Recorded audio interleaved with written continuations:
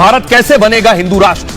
तरीका है, पहले तो भारत एक धर्मनिरपेक्ष देश है, कानूनन, संविधान के तौर पर, संवैधानिक तौर पर। मतलब भारत देश का अपना कोई धर्म नहीं है। जैसे सऊदी अरब का धर्म इस्लाम है, ईरान का धर्म इस्लाम है, भारत का धर्म कोई नहीं है संवैधानिक तौर पर। संविधान में सभी धर्मों को बराबरी का दर्जा देता है संविधान। हिंदू राष्ट्र बनाने के लिए संविधान में आपको संशोधन करना पड़ेगा, यानी संविधान में बदलाव करना पड़ेगा। संविधान संशोधन के भी 3 तरीके। क्या तरीका है? पहला तरीका, संसद के सामान्य बहुमत से संशोधन हो। दूसरा तरीका है संसद के 2/3 बहुमत से संशोधन। और तीसरा तरीका है संसद के विशेष बहुमत और राज्यों की सहमति से संशोधन। लेकिन पेंच है इन सब में। पेंच क्या है? हिंदू राष्ट्र बनने में मुश्किल क्या है? संविधान में 42वें संविधान संशोधन में धर्मनिरपेक्ष शब्द जोड़ा गया। यह संविधान में संशोधन किया गया। 42वां संशोधन था, एक ही संशोधन है और उसमें धर्मनिरपेक्ष शब्द को जोड़ा जा चुका है। 1976 में संविधान की प्रस्तावना, संविधान का जो पहला पन्ना है जिसे आप प्रेम्बल कहते हैं, उसमें धर्मनिरपेक्ष शब्द जोड़ा गया।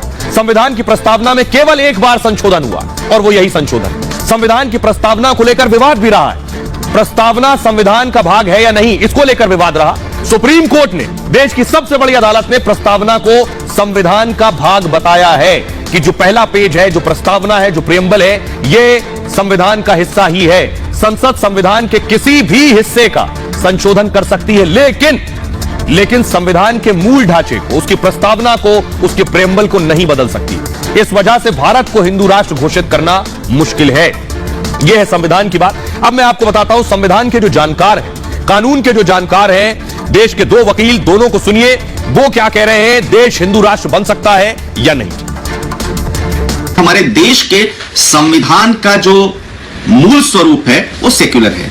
यहां सभी धर्मों के लोग, सभी पंथों के लोग रहते हैं। इसलिए ऐसा कहना कि यह किसी एक विशेष धर्म का हो जाएगा, यह बिल्कुल उचित नहीं है। हां, यह जरूर है कि हमारा संविधान आपस में मेलजोल, प्रेम, परस्पर और साथ में रहने की बात करता है और वही इसकी मूल भावना है। इसीलिए सभी भी धर्मों के जो धर्मावलंबी हैं, जो तमाम लोग इस तरह के बयान देते हैं, वो बयान मिथ्या हैं, निरर्थक हैं, राजनीति से प्रेरित हैं और आधारहीन हैं। संविधान के अंदर ये 42वीं अमेंडमेंट में साफ अक्षरों में लिख दिया गया था कि जो भारतीय संविधान है ये सेक्युलर इन नेचर है।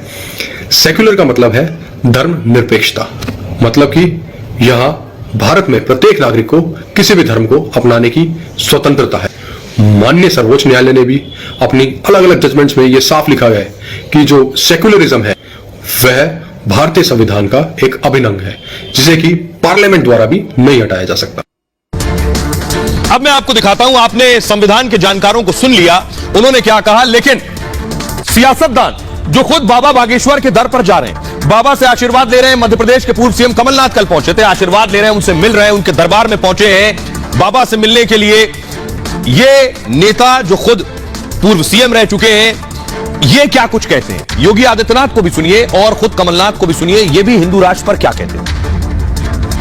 भारत जो है, भारत अपने संविधान के अनुसार चलता है। बाबा साहब अंबेडकर ने संविधान बनाया था, जो संविधान भारत का है वही संविधान भारत का है। हमारा सनातन धर्म भारत का राष्ट्रीय धर्म है। हम सब अपने व्यक्तिगत स्वार्थों से ऊपर उठ करके अपने इस राष्ट्रीय धर्म के साथ जुड़ते हैं। हमारा देश सुरक्षित हो, हमारे मान बिंदुओं की पुनर्स्थापना हो, गौ ब्राह्मण की रक्षा हो। किसी कालखंड में अगर हमारे धर्मस्थलों को अपवित्र किया गया है, उनकी पुनर्स्थापना का एक अभियान चले। और इस अभियान का क्रम आज आप देख रहे होंगे। अयोध्या में 500 वर्षों के बाद प्रधानमंत्री मोदी जी के प्रयास से भगवान राम के भव्य मंदिर के निर्माण का कार्य आज पूरा होने जा रहा है। आइए खबरों में आगे बढ़ते हैं। आज की एक और बड़ी खबर जो उत्तर प्रदेश से योगी के राज से है, योगी आदित्यनाथ को टारगेट करने से। मां बेटी की मौत पर सियासी एजेंडा चल निकला। यह मैं क्यों कह रहा हूं, योगी आदित्यनाथ को टारगेट करना है। 2024 के चुनाव आ रहे हैं। योगी आदित्यनाथ को जाति विरोधी, पहले पिछड़ा विरोधी घोषित करने की कोशिश हुई, ब्राह्मण विरोधी घोषित करने की कोशिश हुई। मकसद सिर्फ चुनाव और वोट है। अगली तस्वीर दिखाइए। उत्तर प्रदेश में देख रहे हैं, प्रमिला दीक्षित जी और उनकी बेटी दोनों की जलकर मौत हो गई।